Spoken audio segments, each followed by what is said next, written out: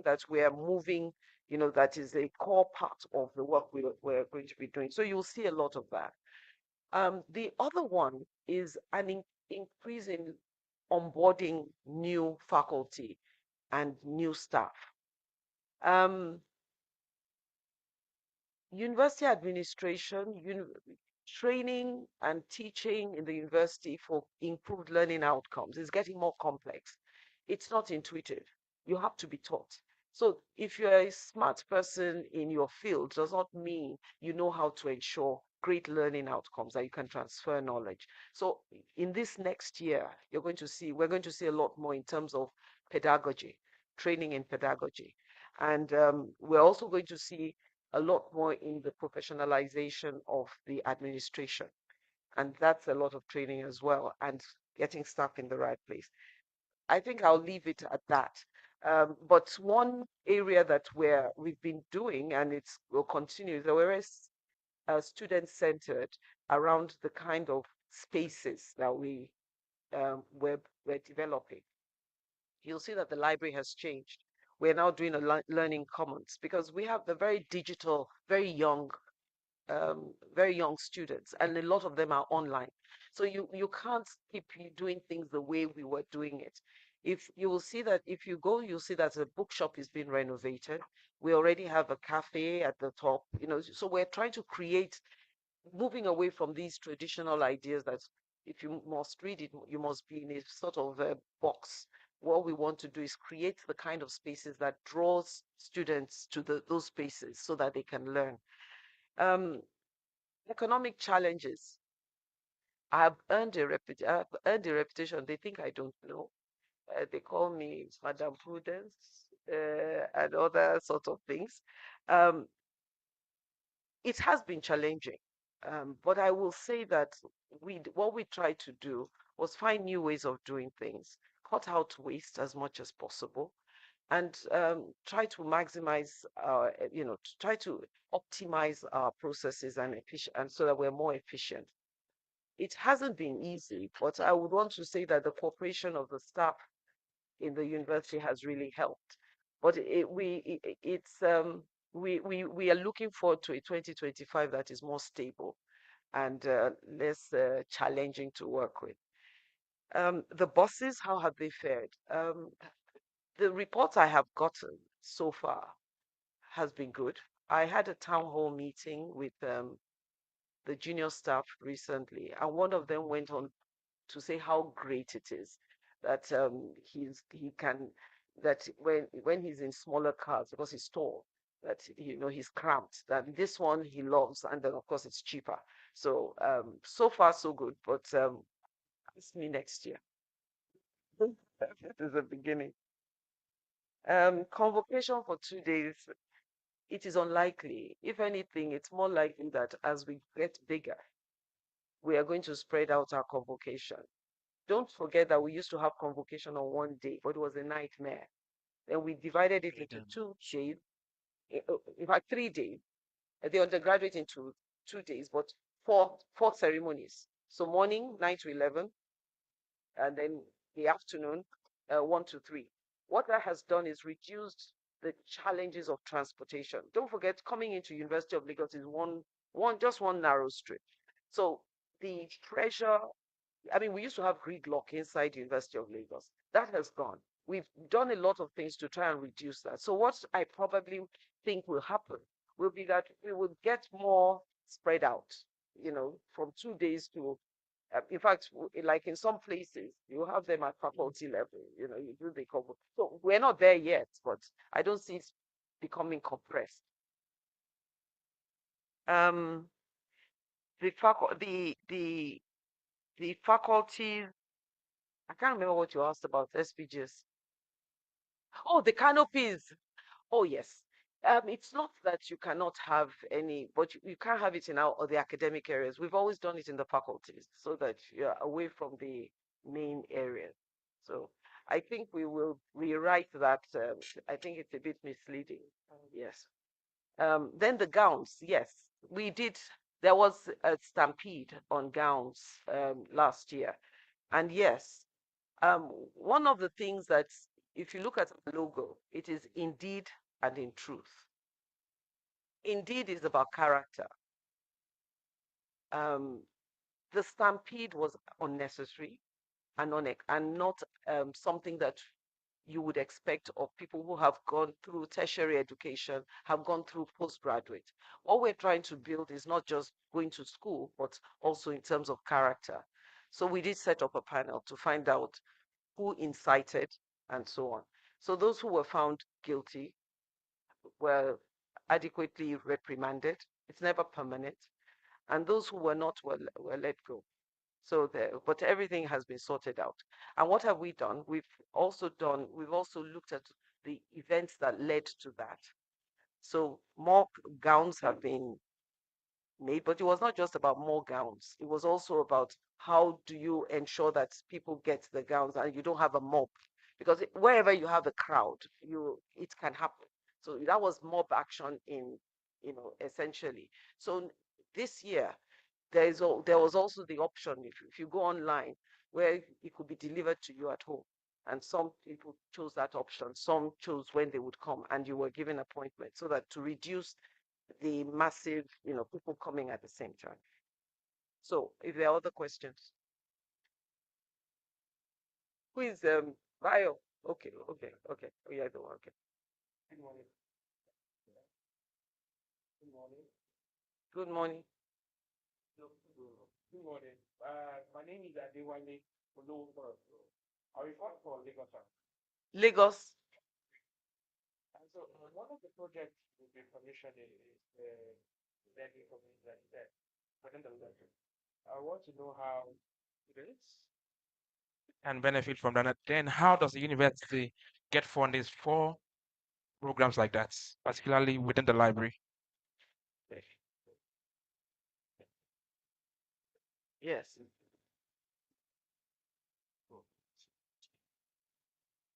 My name is Yabolawa from The Guardian once again. Recently, the ASO president raised the alarm over increased number of first-class graduates being churned out by private universities. But it appears that public universities are also joining in the fray. Last year, we had UI of over 300, Unilorin 450, and now Unilag 516.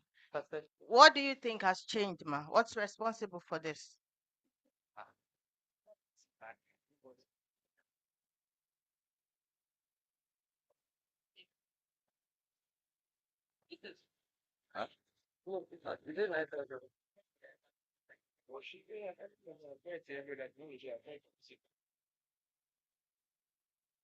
Yes. Good morning, ma. Morning. Sorry, the question I want to ask, ma, is a little way from this Please go. particular occasion, and it's part of what is very important. If we live here without not asking that thing, I don't think we are doing the public any good. It's about the virtual learning, ma. Some people are thinking that Unilag are becoming like a open distance universities where they stay at home and then they key into the virtual learning. And some of the parents are worried that they want their children to be back on campus. Let them also socialize with their mates and what have you, and also see their lecturers, because it's an engagement when you are talking about teaching. So, but as it is, there's nothing like feedback to them. And most of them that are offering engineering courses, how are they coping? Some of them are saying school are just sending slide sliding things to them that they are not they are not comfortable by that. They just want to know when are they coming back to campus, and that they have done what they're supposed to do in terms of registrations. What is holding them back? And they want to know. Thank you. You're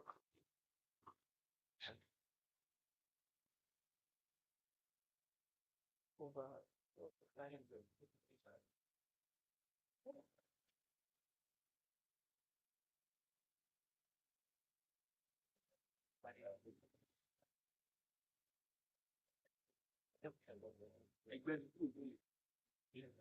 Any other question? Yes. Good morning, ma. My name is Daniel Namani from Unilaxon, ma. Please, ma, do we have it on record that people are allowed to have mini parties at the faculty level? Can we write on that, ma? Yes, that's how we've always done it. All right, ma. Also, the press release that was made available yesterday, Not on the, yes, not yeah, alongside inside pending. campus, like inside the faculties. All right, ma. And also, it said that personal vehicles are not to come into campus. No, we've stopped that a long time ago. You park somewhere, then there are buses that take you to the academic area. Okay, ma. People are asking, is it possible, are they going to have vehicles that will convey their food to campus? That is up to you. So you must park on what?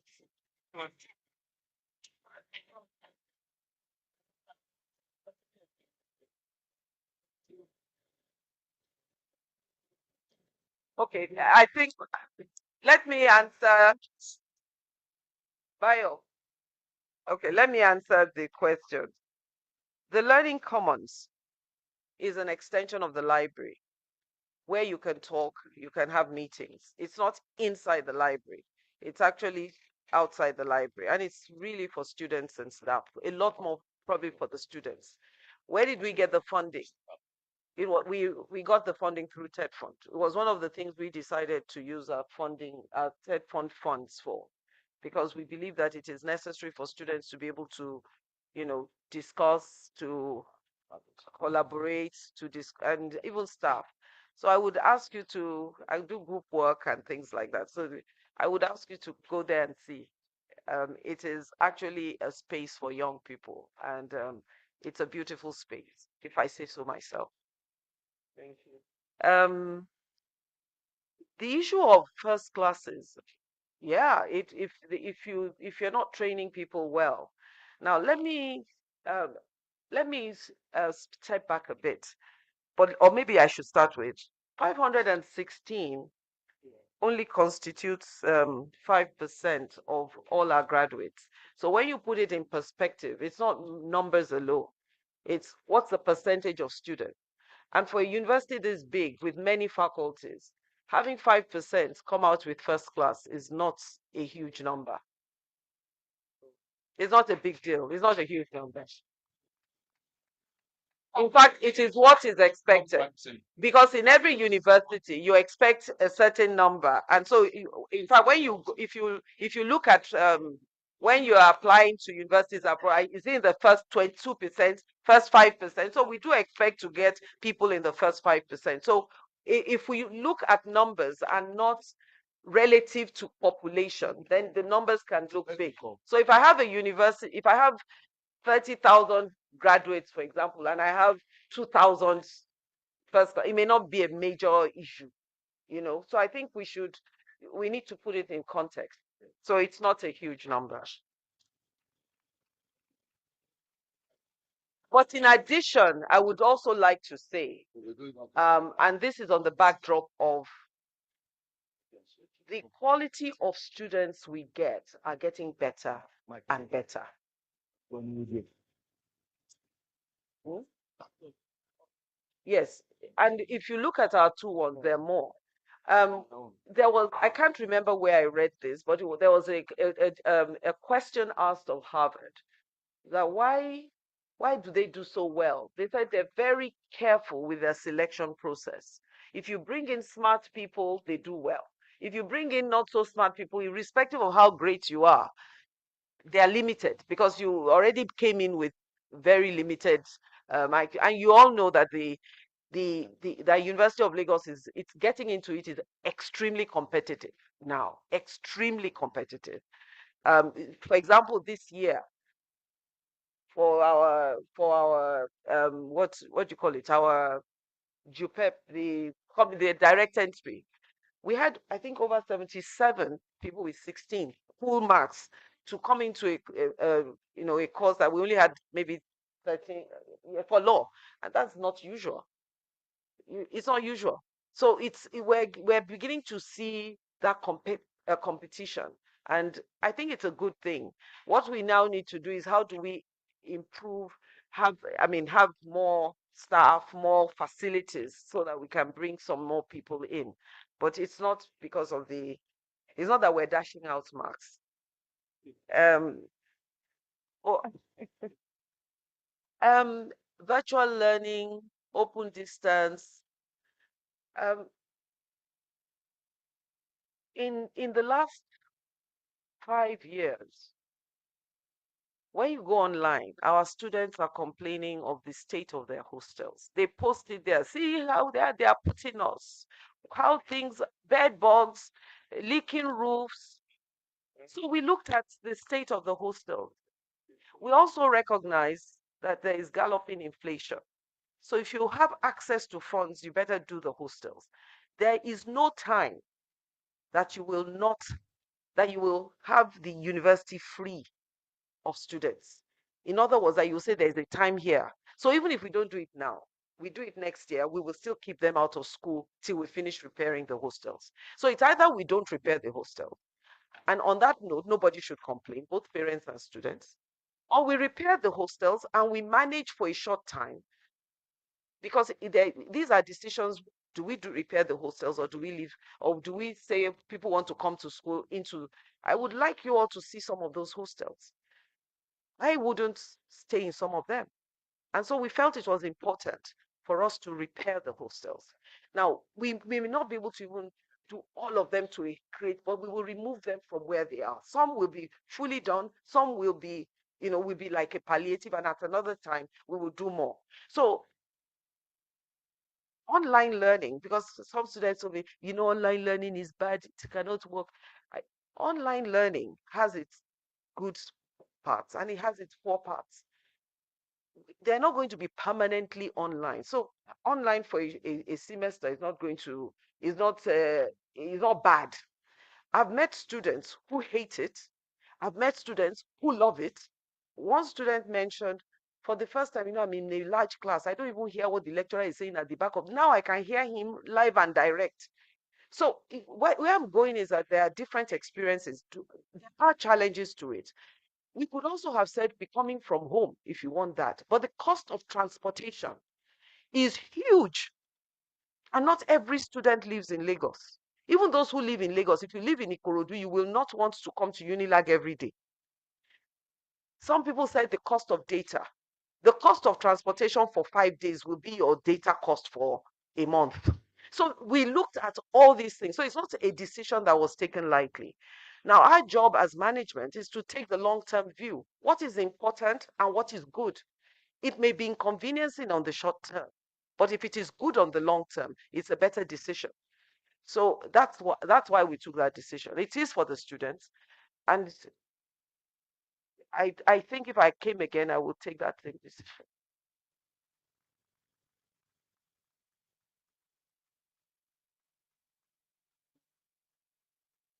Is there was a question on transport?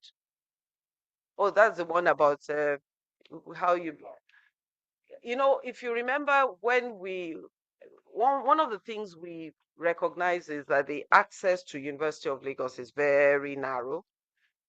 The roads between University of Lagos, we're a small campus. If you allow everybody in, I'm sure many people remember the days when you could be on one spot during convocation for 2-3 hours, not moving. We've gone past that now. So what we do now is that you come in, you park, and we have vehicles that can take you to. So if there are people who have things that they want to bring, they can bring it in the week before and move it near their park.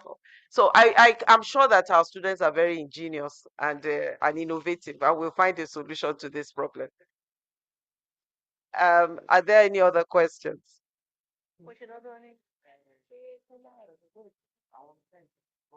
Okay. Thank you very much. Think at this juncture, I need to borrow the two E's.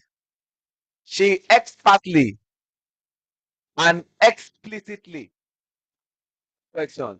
And I'm sure on that premise, another round of applause.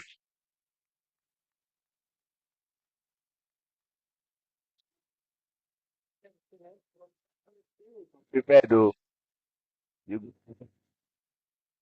Once again, thank you very much for those excellent questions asked members of the estate of the REM and not of the REC.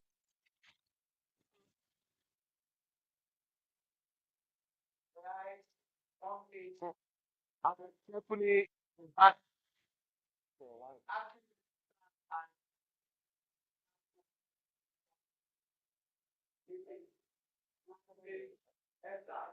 marking 9 a.m. to do the vote of thanks.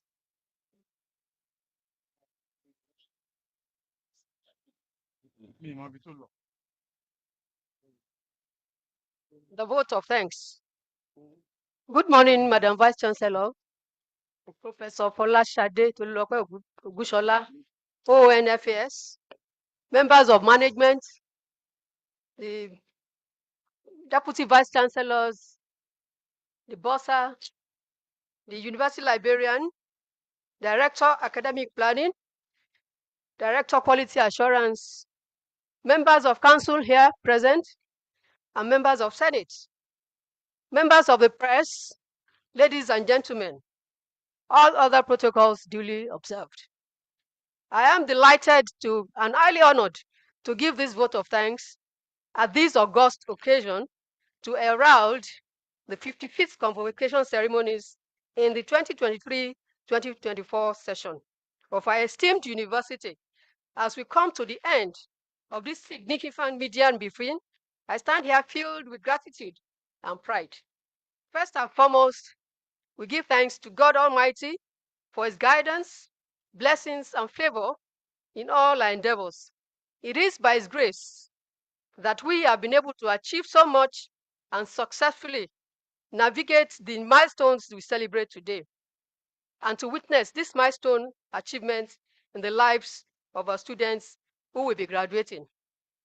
It has been a long and tortuous journey, but God saw us through the year 2023-2024.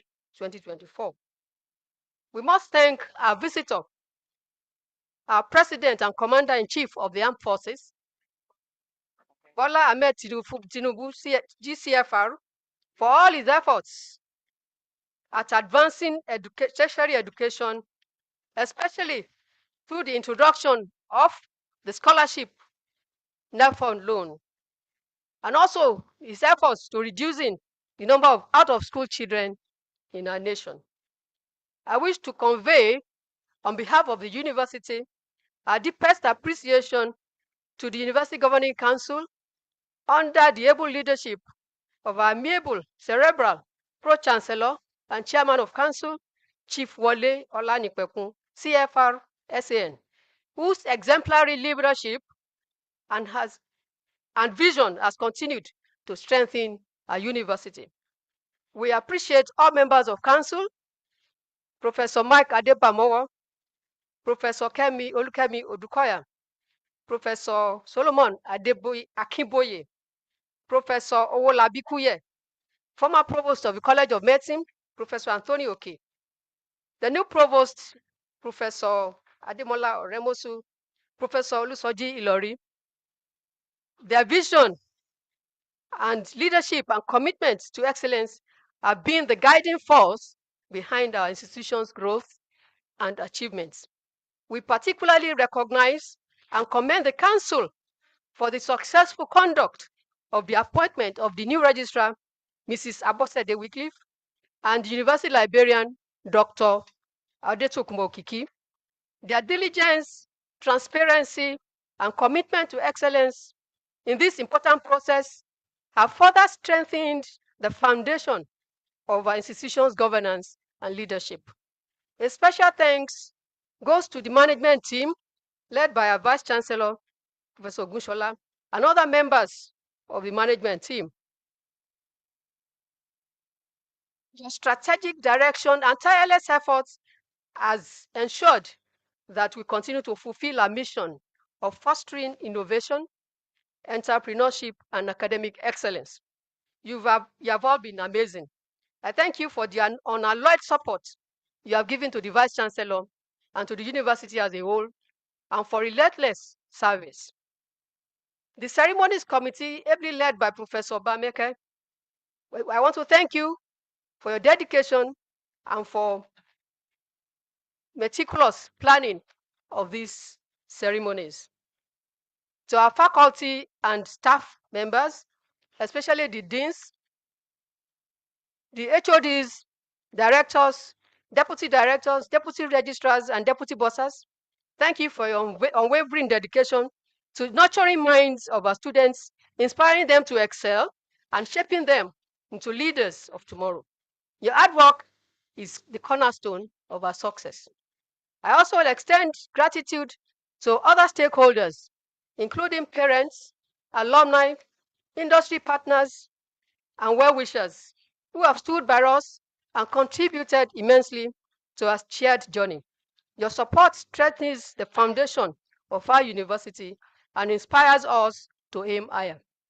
I extend on behalf of the University Governing Council, management staff, and students the heartfelt thanks to all members of the press and the media who have joined us today to amplify the achievements and milestones of our university. You play a critical role in showcasing the accomplishments of our students and the vision of this great university to a wider audience. Your role in communicating our visions, values, and successes to a wider audience is invaluable, and we greatly appreciate it. As we look ahead, let us continue to collaborate, innovate, and elevate our university to greater heights. Thank you for being a part of this momentous occasion. Finally, I congratulate the graduating students who remain our greatest source of pride and inspiration, and acknowledge the cooperation of all other students. Your stories of perseverance and success fuel the mission of this university every day. Let us continue to work together to advance the vision of excellence in education, innovation, and entrepreneurship. Thank you once again for being part of this momentous occasion. Please remember, convocation activities continues on Monday, January 13, 2025, beginning with the convocation lecture and through the week as already outlined. I am Olakunle Makinde, the Acting Registrar and Secretary to Council, University of Lagos. God bless you. God bless University of Lagos. God bless Nigeria. Have a nice, wonderful day.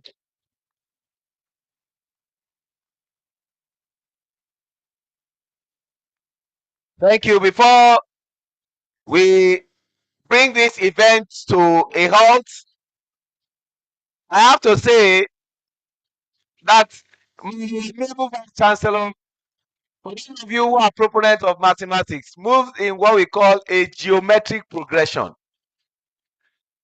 And as we bring it to a close, I remember that the first person who bagged a perfect score of 5.0 over 5.0 was a certain Ayodele Daniel Dada from the Department of Psychology, Faculty of Social Sciences. And then the ladies began no grief for anybody, and they took over. And it had to come down to two ladies who had a perfect score in the same year. Miss Taiwo Bankole of Cell Biology and Genetics, Faculty of Science, and Miss Ajoke Omotui of Department of Systems Engineering, Faculty of Engineering. And that was in 2015, 2016. But when the future ready Vice Chancellor came, in her first proper convocation ceremony, she said, no, I will not grieve for anybody. There must be a perfect score, and you must earn it. The boy who did us proud was David Oluwatomiwa Akomu from Civil and Environmental Engineering 5.0. But guess what? Our Vice Chancellor just took it to another level. That from 5.0, this time around, we have 5.0. But what is more gratifying to my heart is that we are leading them 4-2.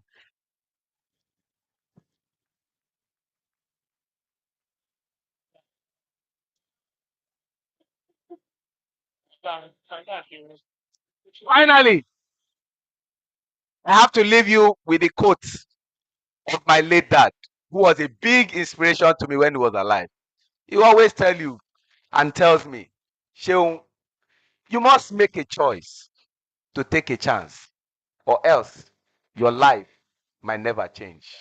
I took a choice to take a chance to be at the University of First Choice and the nation's pride, and my life has never changed. Madam Vice Chancellor, I want to use this occasion to say thank you, ma'am, for making my year 2024 very great. I celebrate you and I appreciate you. You know what you did. May God continue to bless you. And you have prayed for me that you will go far. And I'm going far. But that far is where I cannot decipher. But talking to far, I'm coming close to Professor Khalid Adekoya, the director of the school, for the closing prayer. Don't look at me, just come.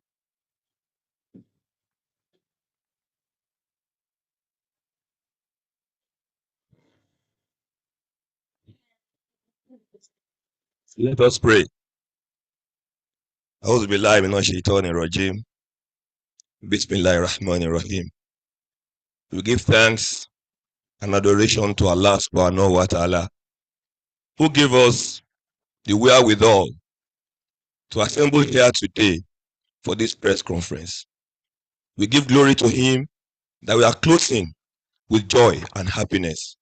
May joy and happiness be with all of us as we leave this place. We want to pray for the University of Lagos as we want to embark on this our 55th convocation ceremony. May Allah in His infinite mercy be with us, guide us, protect us, and let the process and the convocation event go smoothly without any hitch.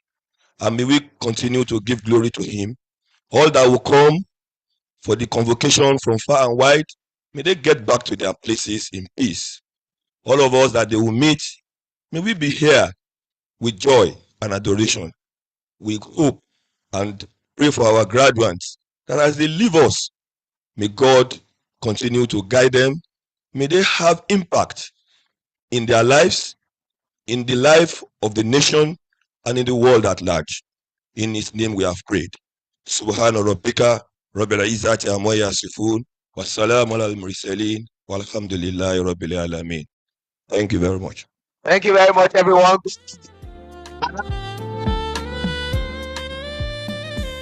And for my colleagues who want to have an interview, there's a group photograph. Yes, a group photograph. And then my colleagues can then ask questions. If you want to do an exclusive interview with the BC.